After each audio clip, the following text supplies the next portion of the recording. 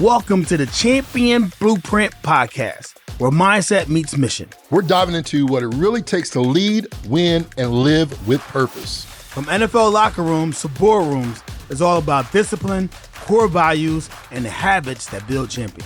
Whether you're leveling up in business, life, or leadership, this is your playbook. Champion your mindset. Champion your purpose. Let's go.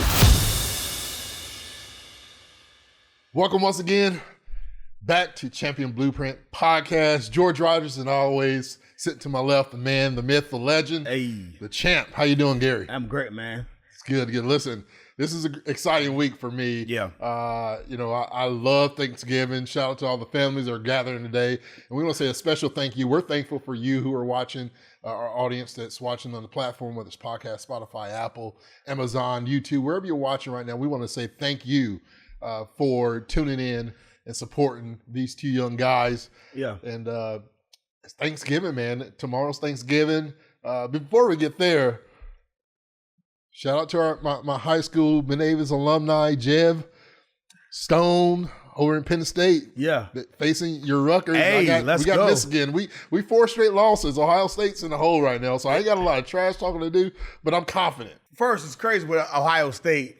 You know, the people that are adamant about they want to fire the coach because they're losing to Michigan, right? Yeah, last year was crazy, wasn't it? Right. But until you win a championship. Yeah, until you win a championship. Exactly. So it's fleeting for sure. But, you know, Rutgers, you know what I'm saying? We got some steep competition this week against Penn State, the Nittany Lions. It's crazy to see how much the Big Ten has changed with all the additions. Yeah. And now they're like the powerhouse conference. Yep. Right? So it's fun to watch and definitely see Rutgers. SEC who? Yeah, exactly, right? So, man, Clemson is struggling. So they're the ACC, but it's just fun to watch, man. So always shout out to Rutgers. You know what I'm saying? Let's go. Let's get that dub. But, you know, championship week is always, not championship week, but, you know what I'm saying? Rivalry. Yeah, rivalry week is always the last week before the conference championships coming up. No playoffs doubt. is coming around the corner. People are tuning in. Some people, maybe their last game together with all the transition with the portal, all those things going on, and people looking to move on. But listen, today we're going to be talking about gratitude at work. We're very thankful for the opportunities that we have and understanding the difference between being thankful for something and grateful for it. Right. I truly believe when it comes to building cultures, it's really important to truly give thanks. Yep. But I'll be remiss. I can't pass on without asking you, Gary. What are some of the top dishes that you're looking forward to tomorrow? I'm like tomorrow, Friday. Oh yeah, definitely leftovers. Yeah, right? The leftovers. It's definitely gonna be a couple day thing from New Jersey. Go home for Thanksgiving. So excited to see the fam. But we have this like custom mac and cheese dish, right? So obviously the cheeses, sharp cheddar, white cheddar. I think it's Kobe Jack, but my sister now has a recipe. My father passed it on. But we do cream of celery and cream of mushroom, right? Okay. So like the whole savory dish, right? Right. I'm definitely looking forward to that. Among some other things, sweet potatoes. Yeah. You can't beat that, right? Cranberry sauce. You know. See, I'm not a tardy cranberry sauce. So when I think about some of these Thanksgiving meals, mac and cheese. Especially the baked mac and cheese, it can't be dry. No. But if it's a real mac and cheese to me in the workplace is like their reliable performer. Yeah. Like I can always count on Gary. For sure. Show that mac and cheese is always going to show. At my Thanksgiving table, the mac and cheese has to show up. It's the star of the show. Turkey's there. Turkey's the thing. And then I like the underrated but essentials. I'm a dressing type of guy. And I got a cousin, Martina Marmar. She has a seafood dressing. Ooh. She has a chicken dressing, a turkey dressing. Like we have multiple dressing opportunities. It's the underrated essential that you must have. And I know you like to put a little cranberry sauce on there. Cranberry sauce to me is like that per my last email coworker. Yeah. I can do without it. But you love it. Is that a Jersey? So I'm not gonna just single fork cranberry sauce. It's gotta be mixed with something. Yeah. So with some mashed potatoes, you know what I'm saying, some stuffing, something like that. It's like the sweet and savory, right? Gives you that. It's that coworker that can't do the project by themselves, but they want the credit. Exactly. Need a little bit of help. A little bit of help. You know what I'm saying? Not a lot of help. Just like, hey, you can join me on this. You know what I'm saying? Yeah. So what's your favorite dessert? Are you a pumpkin pie? Are you pecan apple pie? Are you sweet potato? Yeah, sweet potato pie. It's always sweet potato versus pumpkin. Yeah. I'm sweet potato. Sweet potato, whiped cream, ice cream. Does it got to be warm, hot? Or is it just usually you fancy if you warming up. You know what I'm saying? Back in the day, I ain't gonna lie, I like a little warm. Grandma back in Loretta Marion put the little warm pies. She had it going, man. But I look at pies. Pies is like the project that never ends. Like they keep on multiplying because there's so many. You had sweet potato, you had pumpkin, you got apple pie, you got peach cobbler, and then you got banana pudding. I'm a banana pudding guy. Yeah. But banana pudding aside, but peach cobbler, the right peach cobbler with the golden crust, like ice cream. I'm definitely warming that up. So that's you got the turkey, which is the leadership, right? If it's dry, the whole meal or the whole culture in this aspect feels a little bit off. And so you got to have good leadership. You can't have dry leadership sitting in the middle of the table. Now, there's different types of turkey. Yeah. Are you a deep fried turkey? Or you're a historian where you just put it in the oven? Nah, you gotta have both. I do a smoked turkey now too. Yeah. So if you smoke the turkey, do you still do the traditional or you just? So the family, some like the traditional. So my wife, she does the traditional. Right. And then I'll do a smoked ham and a smoked turkey, just for the flavor. Man. But now listen, I'm not saying that the oven turkey is dry and bland. Right. She's been around the family. She's been around my culture family. So her hands, a little seasoned. She seasons it up. Heavy-handed. I like it. She there ain't nothing bland in that house. We got flavor in the house. That's awesome. So we hook it up. But food, family really matter, and that Thanksgiving is important. But gratitude should be lived, and I believe it's beyond just a holiday. Although we were talking about it this week specifically because there is Thanksgiving, it should go beyond that, especially in the workplace. And I believe, Gary, gratitude really matters at work because for me, there's this old adage that people don't leave their jobs; they leave bad managers. Right. And I'm not saying that's totally false because I've been there. I've seen a lot of bad leadership. But I believe people don't leave jobs, they leave cultures where they don't feel valued. Right. And ultimately, that's the recipe for, bad leadership. But I've had great leadership, Gary, that invested in me and I left. And the reason why is because I was invested in, I was ready for the next level. Yeah. And they didn't try to hold me back. They was like, George, you're ready. Yeah. And so there's a balance there. Because gratitude isn't always about the fluff. It's a performance driver, right? You want to be able to acknowledge and recognize and show that gratefulness to those employees that not only are doing their job, but sometimes going above and beyond in the workplace. And so when I think about it, for me, I think about when there's gratitude, when there's a culture of gratitude and recognition in the workplace, people stay. So when we talk about from a business aspect, we're talking about it improves retention. We're talking about it improves engagement and it improves trust. Those are three things off the top of my mind that I think about the impact where I worked at a place where I felt grateful for that the recognition was there. Man, I stayed, I was engaged, and I trust my leaders. Right. And it's crazy because the whole adage and people don't leave jobs, they leave people, right? And managers specifically. But one of the things why they leave people because the leadership isn't grateful for them. Yeah. And just treat them like a clog in the wheel, right? Yeah. They don't have that empathy or those personal relationships. Yep. Not to say that, at work has to be a family. Some people don't believe in that culture, right? And, it's great if it is. But I think being grateful is especially in the economic climate that we're in, right, is definitely a reason to retain your employees, right, a reason for people to stick around. So I think it's extremely important conversation to have. And I think it's often, I think leaders think that, people know how I feel about them, but it's nothing like you attaboy somebody, public recognition, like in front of their peers. Yeah. It's a culture shift, right? It's when I think about gratitude, it's different. It's a transformational action. When I think about, hey, I'm thankful for that. That's a transaction. I'm thankful you did that for me, right? I'm thankful for that. There's a transaction. Gratitude is that transformational. It's the difference between what you do to who you are, right? Transactional is what you do. Who you are is transformational. And when you have that transformational leadership, and we have that transformational culture of gratitude, it really fuels that long-term resilience. And it's not just a short-term mindset or morale where, hey, we're going to cheer and do some of these things. Gratitude, when I think about it, I want to talk a little bit about what it looks like in action, specifically going beyond the generic things, right? Call out, exact behaviors. Yeah. Whether it's on the football field or at Stack Pickles, one of your restaurants, or even in real estate now, like calling out those exact behaviors at that time and the impact that it brings. It's like this timeliness where recognition delayed versus recognition denied, right? If you delay it, it's kind of a denial. If you wait to say, hey, George, I saw you doing that, versus just say, hey, I saw what you did on the field there. You coaching now, right? You finished up coaching the football season for your middle school, your son. Like acknowledging the players right then and there so they know, hey, love that cut. Yeah, I love that. Being specific about the gratitude. Details. Because you could just say, hey, man, good job. And like, what? For what? For what? What are we talking about, right?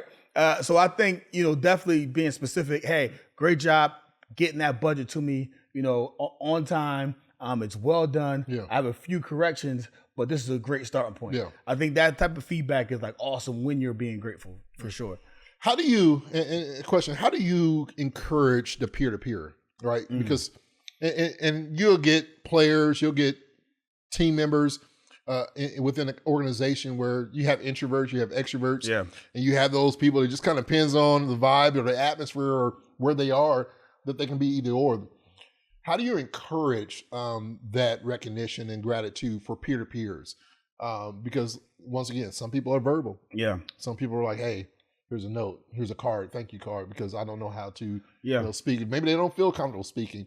How do you encourage just in no matter what that gratitude looks like and that recognition look like, what's some of the steps that you would take to help create that culture within the workplace? Mm-hmm. So one thing, I think a lot of companies do disc profile for their employees. Yep. So they have an understanding like where they fit, on the thing. One thing in relationships, everyone talks about is like the 5 love languages. Yeah. And understanding your partner's love language. Well, I think, at work, it's no different, right? You're in some sort of relationship, right? Me and you are in a relationship, right? Yeah. Understanding, what your languages are that you like to be like some people love that recognition in front of people. Some people like, hey, don't give me a shout out, right? Just give it to me private, or I helped you out, you help me out in return. So understanding like how people, want to be, congratulated, how people want to be thanked in the workplace, I think is critically important. So I think one is understanding, who you're working with and what kind of drives them. Yeah, there's so many, and I encourage you, if you're, whether you're in HR or C-suite, you're in leadership in the workplace, there's so many different tech solutions. I think of WorkHuman that really drives recognition and the gratitude. At their headquarters, one of my favorite headquarters I've ever been to, they have this huge tree in their foyer. There's a tree of gratitude, and they got TVs all around and everything, and it's like right there on the spot. If I recognize you, like it's a tree of gratitude. So Gary gets in and get a little points.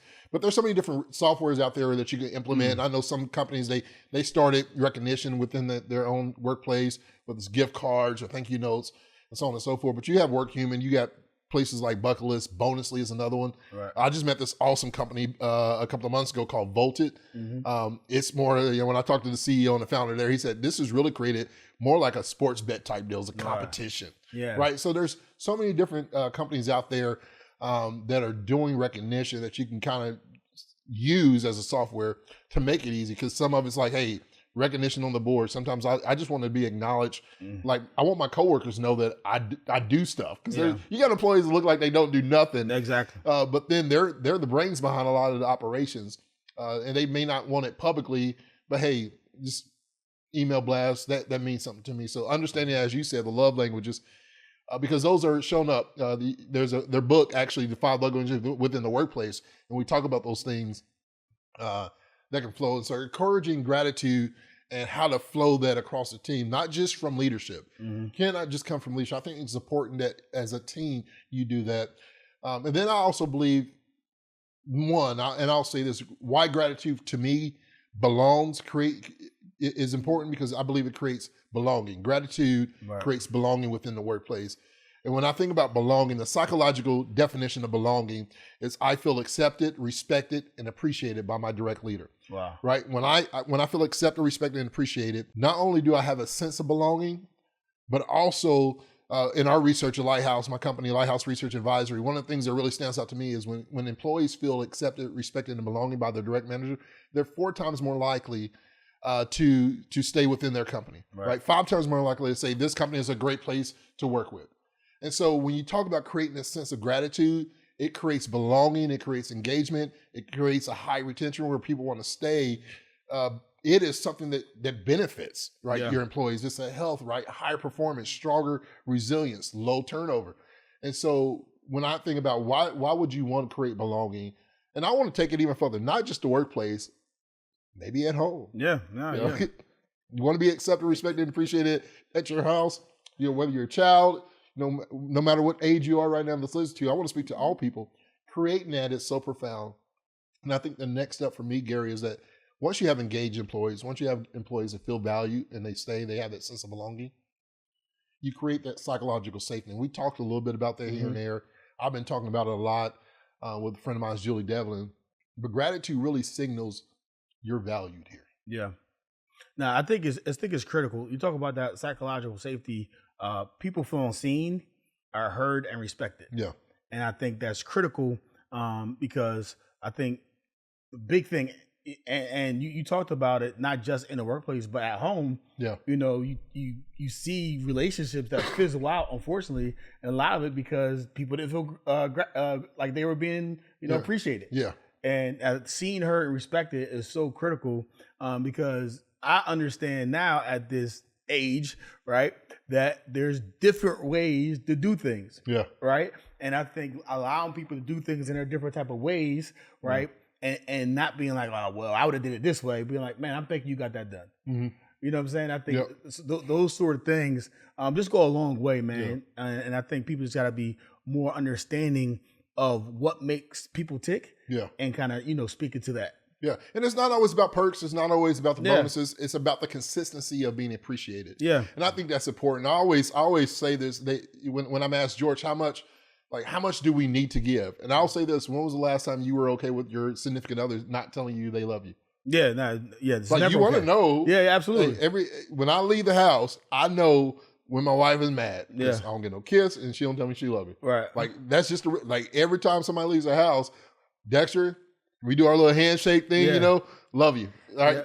But it's that daily appreciation that really feeds it. And I think it's important to understand your people, whether it's your family, your team, understanding what feeds them. Some people need it daily. Some people need it weekly. Some people say, hey, every quarter, but having that consistency. But ultimately, when it comes to gratitude and recognition in the workplace, you want to be able to show that appreciation on those behaviors that you want to see repeated. Right. When you see somebody do something that aligns with the culture, that's one of our culture values, right? Core values in our company. I want to reinforce our core values all the time. And so when I see somebody that shows that they care, I want people to know, hey, listen, I saw that you showed up for that person, or I saw that you did this at the conference while we're walking. That really showed that you cared. I appreciate you living out the core values in our company. Right. And I want to let you know that I'm grateful for you living out those things in your life. And so I want to give, Gary, as always, let's give 4 strategic steps. And we talked about these a little bit, but how leaders build gratitude and a gratitude culture. Number 1, model it. Yeah. Why is modeling what you desire to see important versus, when I grew up, Mama always said, do as I say, not as I do. Right. Yeah. But what is it? How is it important to model it for you? Because I think when leaders show gratitude first, it's an impact as well. Yeah, I think, man, the old adage, the speed of the leader determines the rate of the pack. Yeah. And when Coach Dungy would address the group every season, he would call guys. He'd say, hey, if you want to be a professional, if you want to stick around for a long time, follow these guys. Yeah. Right? Peyton Manning, Jeff Saturday, Reggie Wayne, Marvin Harrison, Dwight Freeney, Bob Sanders, Antoine Bethea, all right, Gary Brackett. And those guys do things. I was going to say your name, bro. Say your name. Those do things the right way. Yeah. And I love it. Just like, it's no, it's very tied closely to how people performed and how they practice and how they model stuff and how they were. So I think modeling it is so critical because people, want to see something. They want to believe in their leaders. They want to believe in their teammates. Yeah. And by modeling, they're like, man, let me not get bored doing the right things. Let me stay consistent. Yep. So you model it. The second thing I believe you do is you make it visible. You make it, right? Whether it's recognition boards, whether it's shout outs, whether it's team rituals, or however you want to do that. Like I said, I named a few platforms and companies, software companies that you can tap into that have these type of systems that you can implement within your HCM or whatever you're using. The third thing is make it personal, right? It has to be able to adapt to every individual because preferences are different, whether it's public versus private. And then the fourth, and Gary, speak a little bit on this because I think this is something that's in your mindset, right? I've been going into the gym with my daughter Lene. We've been getting active the last 2 weeks, but being consistent and how important that is when it comes to gratitude. Talk about consistency. Yeah, again, back to the old thing that we talked about before, like people thinking that people know how I feel about them. Yeah. I didn't know I'm thankful or grateful for them. But showing up and saying it, right? What you promote, gets promoted, right? People will do more of the things that you kind of acknowledge. So I think, the things that you think about, the things that you bring it closer to reality. So being consistent about those things, I think make them show up even more often. Yeah. So understanding like gratitude embedded daily, not annually, speeches that kind of go off. One championship tip that I'll give is recognition systems scale cultures, but sincerity sustains it. You don't want to have this fake mindset where you just, I want to recognize just because, like, have a champion mindset where this is who you are, this is what we do, because I believe gratitude really anchors us both good times and tough times. Yeah. And those are the things that mean the most to me is, like, I don't want you just to celebrate me when things are going good. When I'm going through hell in my life, or I'm going through a low moment, this season for me, my sister's birthday last week on the 19th, who passed away Christmas morning, like November, December is like mentally, emotionally, like I think about her, I think about Dexter, the experiences, his brother Jermaine, like in our family. And so some people have these seasons. I know sometimes during this season for a lot of families that have lost loved ones, holidays are tough. And so I think about those things. And so gratitude is not always when things are good, but sometimes when employees are going through tough seasons and pivotal moments, pivoting in their life.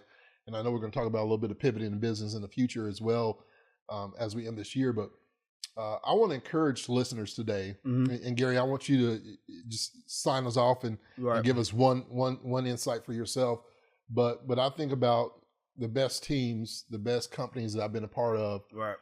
Not only celebrated the wins, but we talked about this in the past, like celebrating, being grateful for the grind, being grateful for the failures. And I want to encourage people to be grateful for those moments. Be grateful, in the sunshine, and be grateful in the rain. Everybody wants to see a rainbow, but sometimes you got to go through a storm to be able to see that rainbow. Yeah. Right? It just doesn't pop up. What's something that you can give for these people during the season? When we talk about gratitude, not just in the workplace, but just in life in general. Yeah, I think one of the biggest things is we have to begin to not only be grateful for others, but being grateful for ourselves. Yeah. Like we have all survived 100% of our bad days. Yeah. And despite, how this year was, for some people it was a record year, congratulations. Yeah. For some people it was a character building year. Yeah. Right? But you survived it. Right. And if you're here and if you're listening to this, being grateful for yourself. Yeah. And all your mistakes, all your shortcomings and all those things, right? But if we begin to love ourselves and view ourselves and be grateful for ourselves, how other people are grateful for us, right? Then, there is no limit to what we can accomplish and what we can achieve. So I think, obviously gratefulness is great to show up in the workplace and your family, but being grateful for ourselves, I think, is also ultimately critical, at this time of year. I love that you said that. And I want to end it with this. I want to challenge everybody to tell 3 people this week why you're specifically grateful for them. But I want you, as Gary just mentioned, I want you to tell one of those 3 people is you. Yeah. Tell yourself one thing that you're grateful for right now for yourself. Like speak life, speak over yourself, speak life to yourself as well. And then tell a family member, tell a coworker, somebody that's meant something in your life, maybe somebody you ain't talked to in a long time, reach out to them and say, hey, I know you may not know this, but I'm grateful that you made that impact, whoever it may be. Tell 3 people. One of those people is yourself. How grateful you are for them this week. Gratitude isn't seasonal. It's a culture thing. It's a lifestyle. If this episode has meant something to you, I want you to be encouraged, but also encourage somebody else. Share this episode with a leader who needs a reminder. Hey, slide into the DMs. Say, hey, you might want to practice a gratitude. Take it as positivity. Send it to a family member. Stay grateful. Stay championing your mindset. Stay championing your purpose. Happy Thanksgiving, my brother. Happy Thanksgiving, man. Happy Thanksgiving to you as well, as always. Until next time, peace.